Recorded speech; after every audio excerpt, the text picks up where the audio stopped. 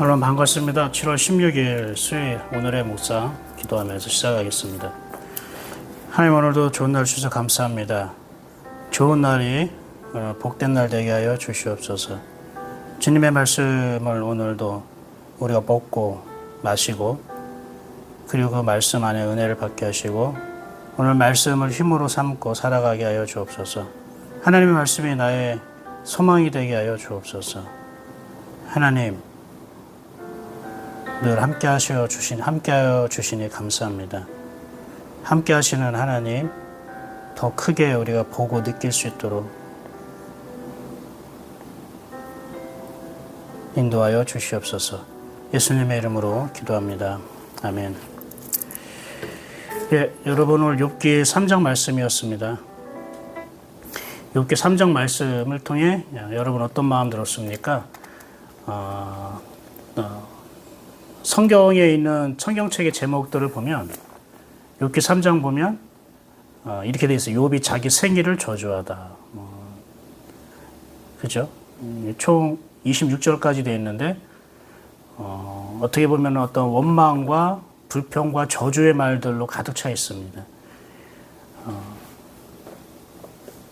이런 걸 보면서 방금 2장까지 자기의 입술로 하나님을 범죄하지 않았던 끝까지 자기의 믿음을 지키고 끝까지 하나님을 찬양했던 욥이 3장에 와서 드디어 하나님을 원망하고 저주하는구나.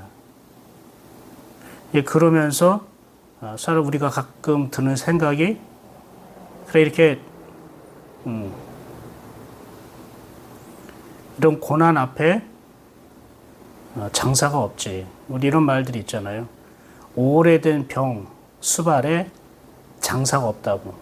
다들 지치고 피곤하고 병든 사람도 지치고 피곤하고 힘들고 그 병든 사람 옆에서 지켜보는 가족들도 그리고 수발하는 분들도 지치고 피곤하고 힘들고 그래서 오랜 병 앞에서는 장사가 없다고 그런 말들이 있긴 합니다.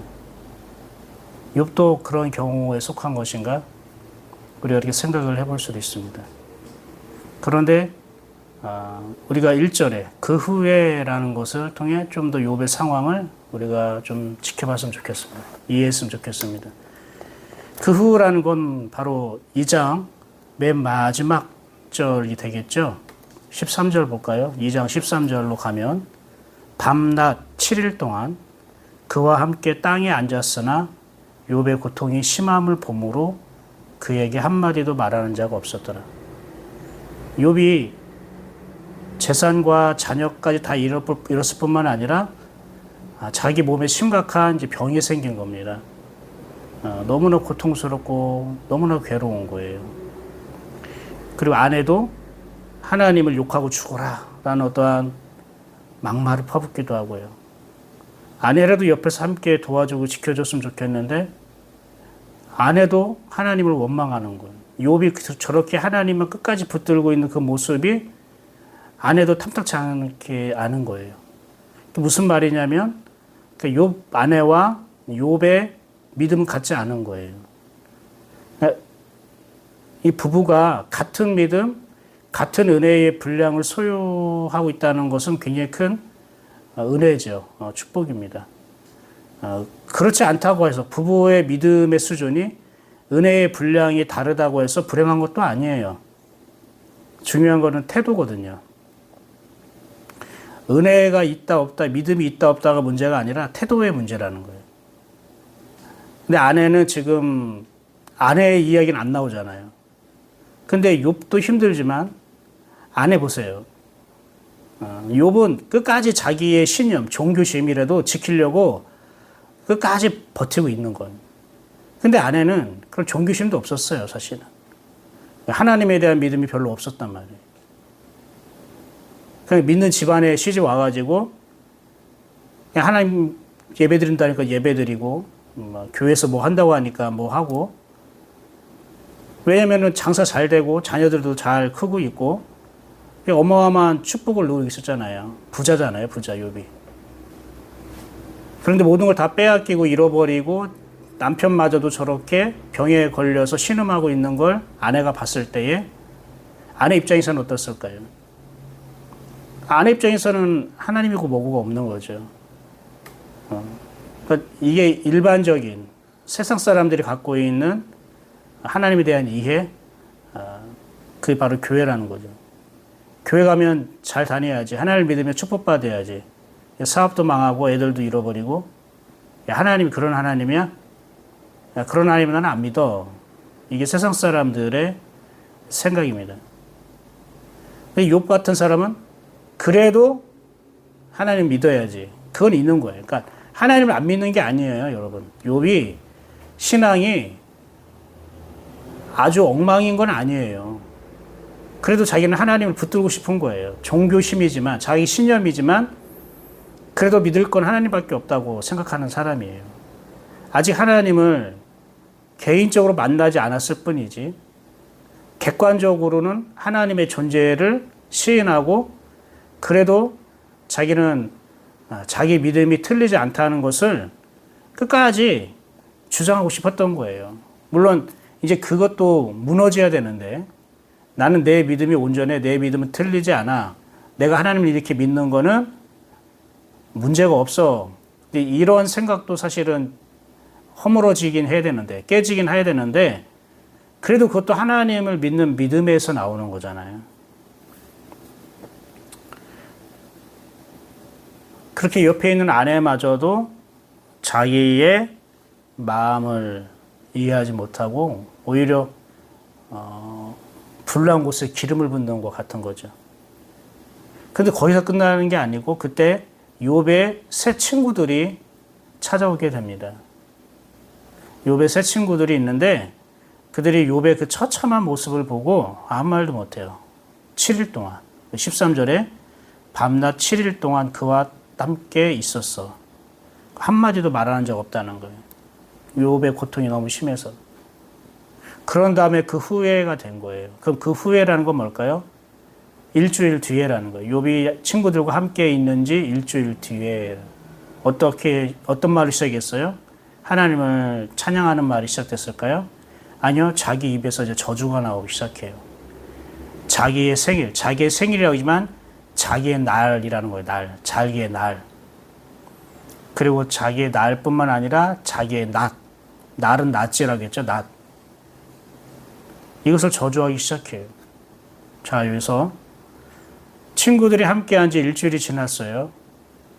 그러니까 어떻게 보면은 그 친구들이 욥의 처참한 형편을 보고 아무 말도 하지 않고 옆에 있어준 거잖아요. 근데 이거 되게 잘하는 거예요. 만나자마자 일주일 동안 내내 하나님 뜻이 있을 거야. 괜찮아. 믿음으로 이겨내. 이런 말하면 더 고통스러운 겁니다. 그런데 아무 말 없이 옆에 지켜줬잖아요. 함께 있어줬잖아요. 일주일 동안 함께 있어준 친구가 어디 있습니까? 어려웠고 힘든 일 당했을 때 묵묵하게 옆에서 함께 있어주는 사람, 굉장히 힘이 되잖아요. 나중에 굉장히 감사하잖아요. 그런데 욥 입장에서는요,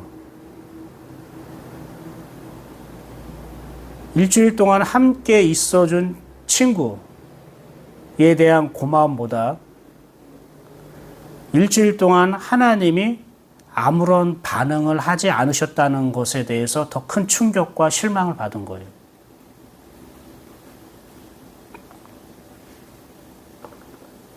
그동안 하나님이 자기에게 아무런 반응을 하지 않은 것에 대한 충격과 실망과 분노가 있다는 거예요. 친구들은 그렇다 치더라도, 아니, 하나님도 침묵하셔? 하나님도 지금 나에게 이럴 수가 있어? 내가 그동안 믿은 게 있는데 어떻게 하나님이 가만히 있을 수 있지? 어떻게 하나님이 나에게 이럴 수 있지? 내가 하나님 앞에 그거밖에 안 되나? 내가 그동안 자녀들로 인해서 예배드리고 시시때때로 내가 했던 모든 일들을 하나님은 아무것도 기억하지 못하시나? 나는 동방에서 가장 의롭고 온전하고 순전하고 하나님을 경외하는 사람인데, 근데 하나님이 이런 나에게 아무런 말씀 안 하시네, 반응을 안 하시네. 내가 겨우 그런 존재야? 일주일이라는 거는 기다린 것만큼 기다렸다는 뜻이에요. 충분하다는 뜻이잖아요. 일주일은 충분하다는 뜻인데 욥이 충분히 기다렸다는 뜻이에요. 그러니까 하나님 앞에 자기가 믿음을 보일 만큼 보였고 자기 믿음을 지킬 만큼 지켰다는 거예요. 그런데 하나님이 아무런 반응을 안 하셔요. 그 일주일이 지나고 나서는 이제 드디어 욥이 저주하기 시작해요. 저주했다는 건 뭐냐면 자기 속에 있는 것들이 나오기 시작했다는 거예요. 그러면서 여러분이 3절부터 쭉 보면은 뭐 그날에 내가 안 태어났다면 멸망했다면은 그때 엄마가 나를 낳지 않았다면 그때 어머니가 날 낳았을 때 젖을 물리지 않았으면 이런 얘기를 막 하게 돼요. 정말로 엄청난 시련과 고난과 아픔을 당할 때에 할 수밖에 없는 고백들. 고백이라기보다는 그냥 아우성이죠. 어떻게 보면 분노가 있고 원망에 하나님에 대한 실망과 서운함의 표현이 나타나는 거예요. 근데 여기에 대해서도 하나님 아무 말씀 안 하시죠. 하나님은요, 나중에 36장, 7장에 가서 그때 하나님께서 입을 여세요. 그 전까지는 하나님 아무 말씀 안 하셔요. 욥은 미치겠는 거죠. 그러면서 여러분 욥기 3장에서 드러나는 두 가지 단어가 있어요. 가장 많이 나오는 단어가 두 가지예요. 하나는 뭐냐면 어찌하여라는 단어. 어찌하여. 그 다음에는 거기서는이에요. 그 어찌하여라는 말이 어디서 나오냐면 11절부터 나와요. 어찌하여 내가 태에서 죽어 나오지 아니었던가? 어찌하여 내 어머니가 해산할 때 내가 숨기지 아니었던가? 어찌하여 무릎이 나를 받았던가? 어찌하여 내가 젖을 빨았던가? 어찌하여 이게 나오는 거예요. 그리고 10절에 어찌하여 고난당하는 자에게 빛을 주셨으며 마음이 아픈 자에게 생명을 주셨는고. 하나님에 대해서.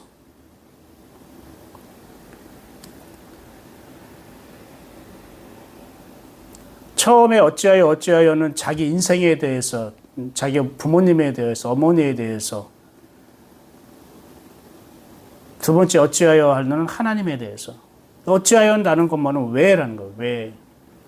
우리가 고난 맞을 때 항상 먼저 하는 말이 어찌하여. 왜?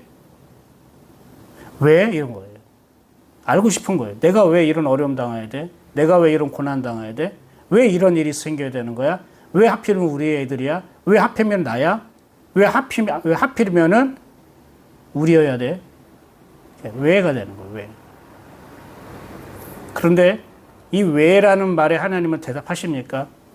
아무도 대답하지 않아요. 그런데 사람들은 대답해요. 이제 욥의 친구들이 4장부터 대만 사람 엘리바스가 얘기하기 시작해요.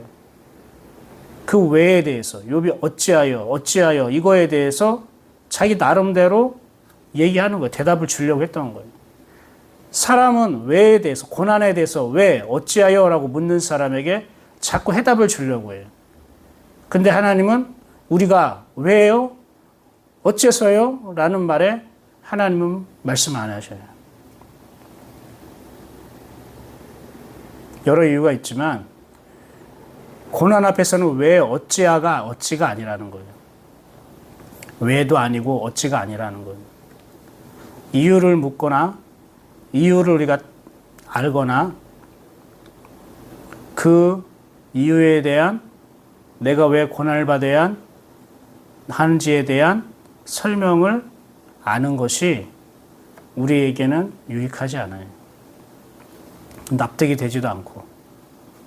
그래서 여러분, 고난과 어려운 가운데 있을 때는 어찌하여가 아니에요. 어찌하여가 아니에요. 그럼 어떻게 해야 됩니까?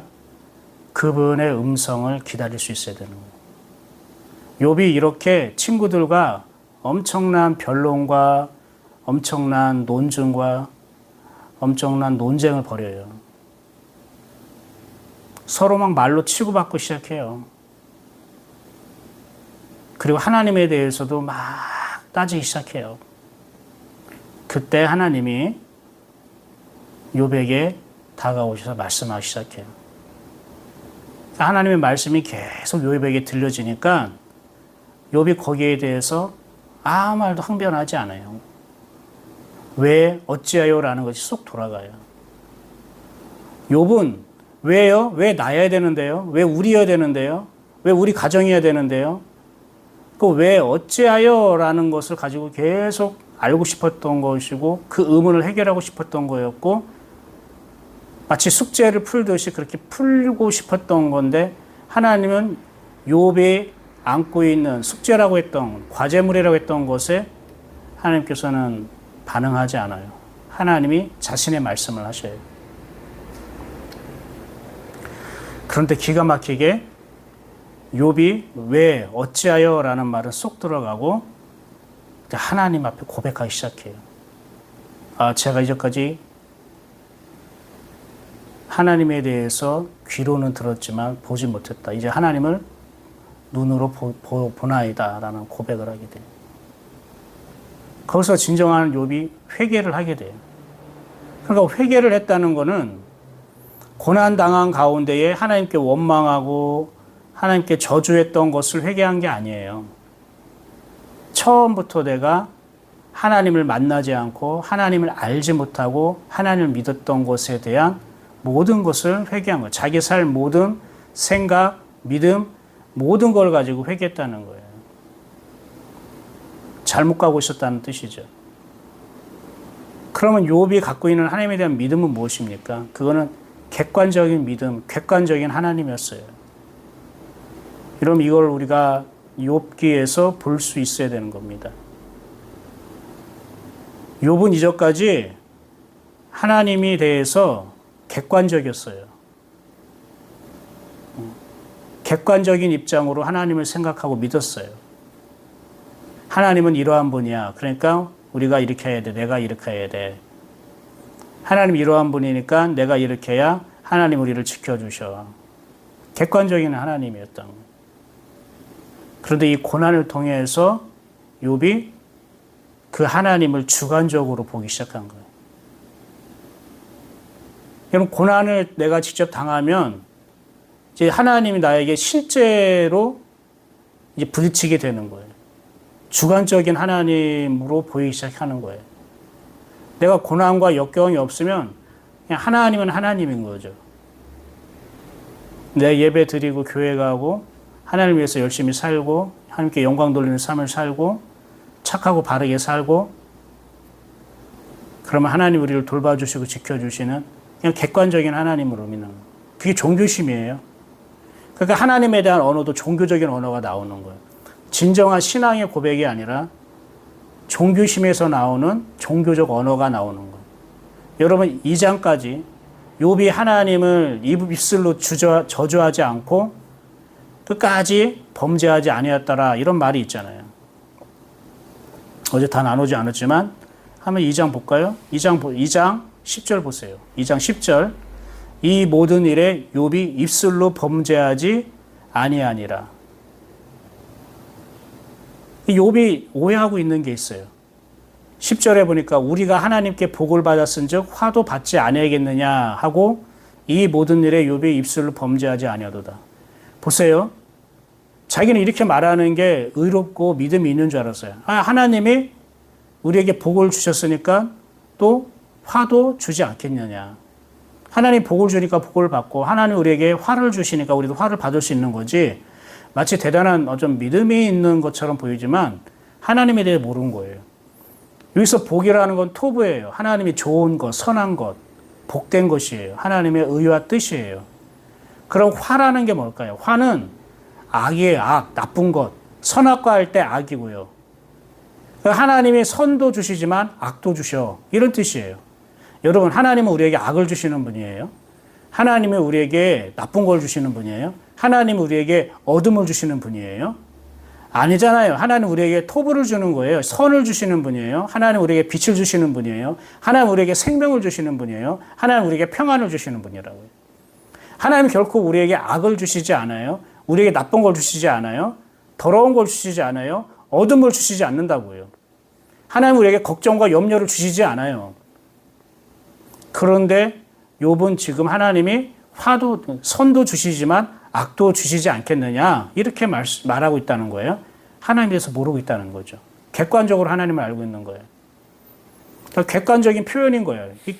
자기의 신앙 표현도 진짜 자기의 믿음 신앙의 표현이 아니라 객관적으로 알고 있는 것에 대한 내 종교적 언어예요. 종교적 언어요. 그런데 자기 고난이 이제 자기에게 실제로 다가오니까 이제 종교적 언어를 버리기 시작했어요. 이게 정말로 변화의 시작인 거죠. 지금 욥은 죽겠죠. 자기 생일날도 저주하고 어머니도 좀 저주하고 모든 날들이 마음에 들지 않는 거예요. 하나님도 지금 원망스럽고 저주하고 있는 거예요. 이 말은 뭐예요? 자기 말이 나오기 시작한 거예요. 이제 종교적 언어, 하나님을 객관적으로 바라보고 믿었던 게 아니라 이제 주관적으로 하나님을 이제 보기 시작한 거예요. 굉장히 지금 개인적이고 굉장히 주관적이잖아요. 또 굉장히 감정적으로 느껴지잖아요. 객관적인 하나님이 나에게 주관적인 하나님으로 다가오시는 거예요. 그러니까 고난에 어떤 사람은 고난의 유익이다. 뭐 고난을 통한 어떠한 것, 영광 이런 식으로 얘기하는데 그거는 결과론이에요. 그 고난이 끝에서 하나님을 만나고 은혜를 받아서 내가 고백할 때 그렇게 할 수 있는 거고 고난이 임하기 전에나 고난 중에는 고난을 통해 유익이 있잖아. 우리 고난을 통해 영적으로 성장하잖아. 고난을 통해 우리가 하나님을 만나잖아. 이것은 아무런 도움이 되지 않아요. 그건 결과론이기 때문에. 고난 가운데에 욥은 고난을 통해서 객관적인 하나님이 이제 주관적인 하나님으로 가까워지기 시작하는 거죠. 여러분 어떠십니까? 여러분이 믿는 하나님이 성경 속에 있는 하나님이 여러분에게 주관적인 하나님이십니까? 언제 주관적인 하나님으로 다가오셨어요? 여러분이 듣고 있는 말씀이 객관적인 은혜로서 깨달음으로써 우리가 다가와요. 개인적으로 주일날에는. 그런데 여러분이 들은 말씀이 언제 여러분의 주관적인 여러분의 말씀으로 들려옵니까? 다가옵니까? 여러분 어려움을 겪을 때였잖아요. 고난을 당할 때잖아요. 힘들고 어렵고 아플 때 그때 여러분이 들은 말씀이 주관적으로 들리기 시작하고 여러분이 믿는 하나님이 주관적으로 보이는 거예요. 객관적으로, 개인적으로 보여지기 시작하는 거예요. 만나게 되는 거예요. 그리고 종교적 언어가 아니라 자기 마음의 언어가 나오는 거예요. 자기 속의 언어, 속에 내 안에 들어있는 마음의 언어가 나오는 거예요.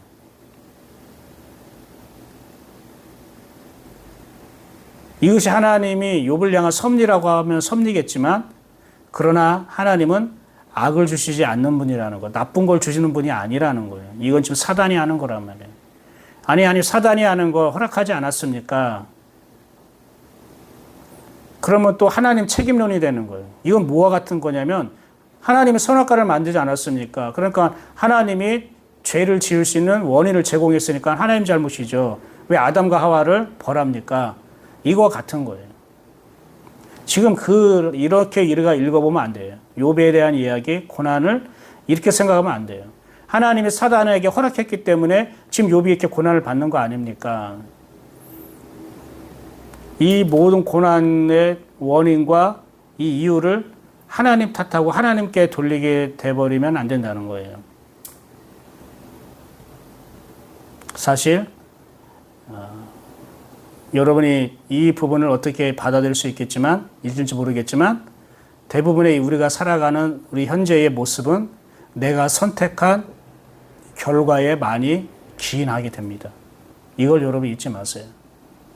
내가 선택한 결과에서 나오는 것들일 수 있어요. 대부분이. 지금 욥도 어찌 보면은 자기가 선택한 거에 대해서 하나님께서 개입하신 거예요. 욥아, 네가 지금 하나님을 믿는 것을 객관적으로 그리고 네가 또 종교적으로 그렇게 하나님을 믿고 가고 있는데 너 이렇게 하나님을 믿고 이런 방식으로 살다가는 나중에 큰일 난다. 하나님 만나지 않고 네가 하나님을 믿는다고 하는데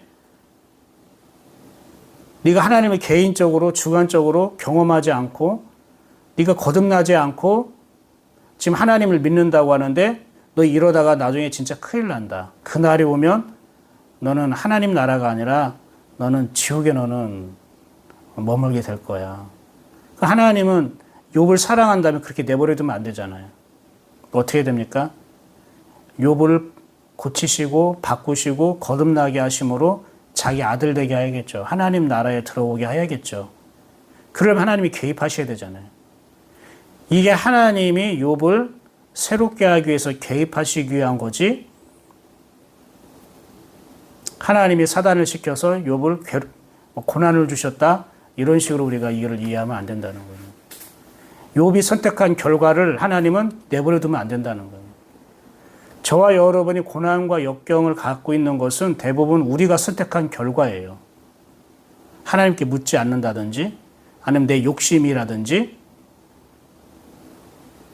그래서 내가 그 선택한 거에 대한 그러한 결과가 그 열매가 지금 오늘의 내 모습이고 내 삶일 수 있다는 거예요. 그러면 하나님께서는 내가 선택한 결과로 살아가기를 원하지 않고 하나님의 은혜로 살아가기 위해서 하나님이 선택한 결과로 살아갈 수 있도록 하나님이 선택하신 하나님의 부르심에 의한 삶으로 살아가기 위해서 개입하실 수밖에 없잖아요. 그 개입한다는 것이 욥의 입장에서는 고난과 역경이었던 거예요.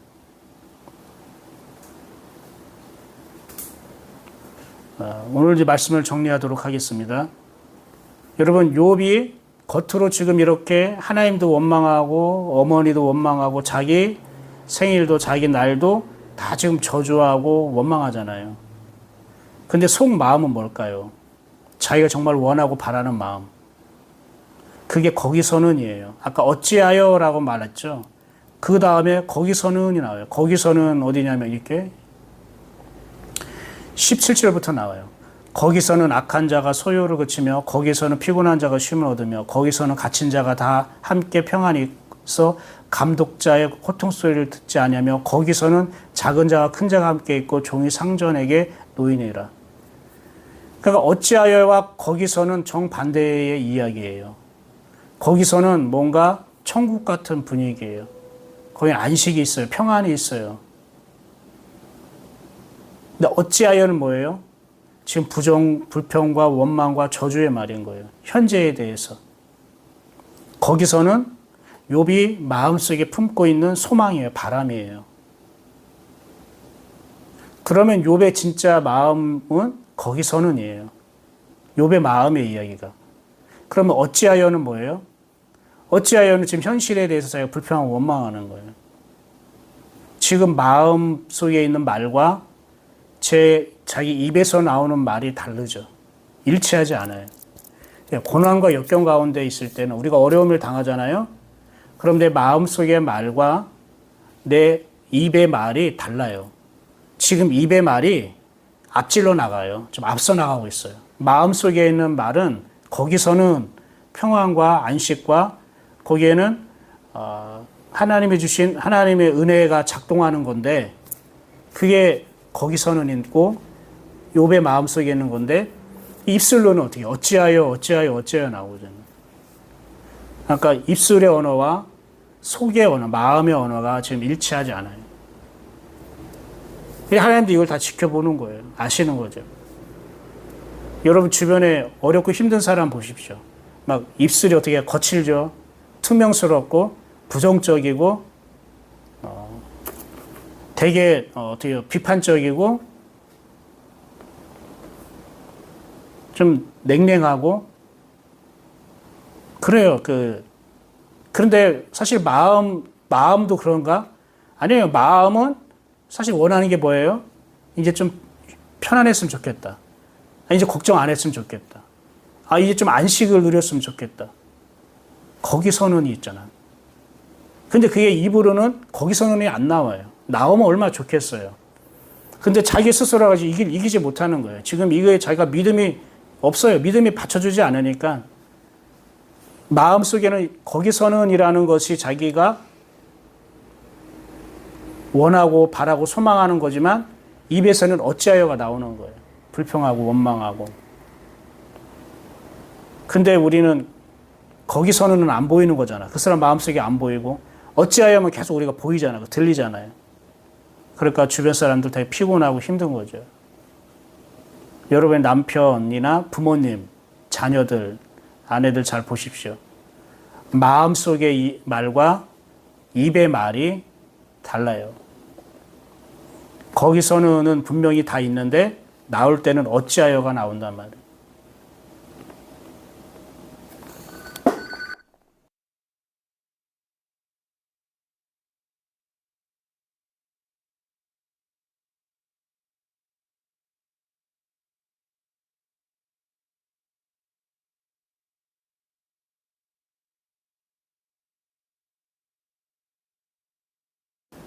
작동하고 있어요.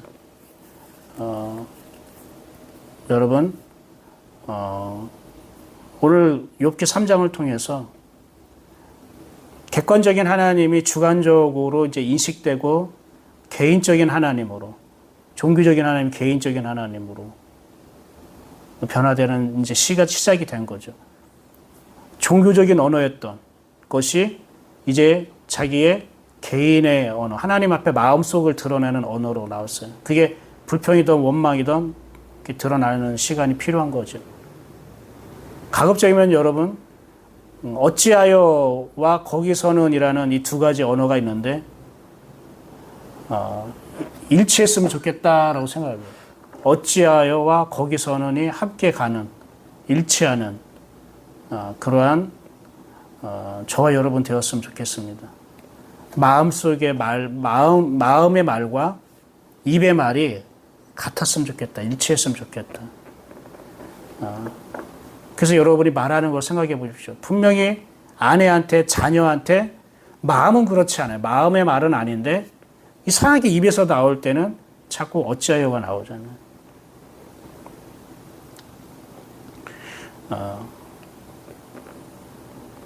오늘 욥기 3장을 통해 우리에게 하나님의 어떤 하나님의 마음을 좀 더 우리가 알았으면 좋을 뿐만 아니라 하나님 앞에 좀 솔직해지면서 우리가 좀 더 다듬어지기를 소망을 합니다. 기도하겠습니다. 하나님 감사합니다.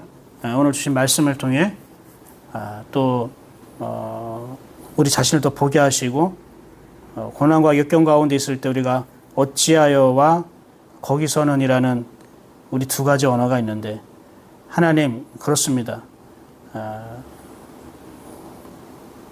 우리의 언어가 마음속의 언어와 입의 언어가 일치할 수 있는 저희들 될 수 있도록 인도하여 주시옵소서. 객관적인 하나님이 아니라 주관적인 하나님 우리가 주관적인 하나님을 만나게 하여 주시옵소서. 예수님의 이름으로 축복하고 기도합니다. 아멘. 오늘 교역자 회의가 있어서 그런지 목사님들이 계속 전화를 합니다. 방송 중인데. 근데 어쩔 수 없습니다. 여러분 오늘도 뜨겁진 않지만 여러분 일함에 있어서 개인적으로 여러분에게 말씀을 걸어오시고 다가오시는 그 하나님을 좀 더 인식하고 그분과 동행하는 삶을 살았으면 좋겠습니다. 오늘도 복된 하루, 좋은 하루 되시길 바랍니다. 저 내일 아침에 만나보도록 하겠습니다. 샬롬.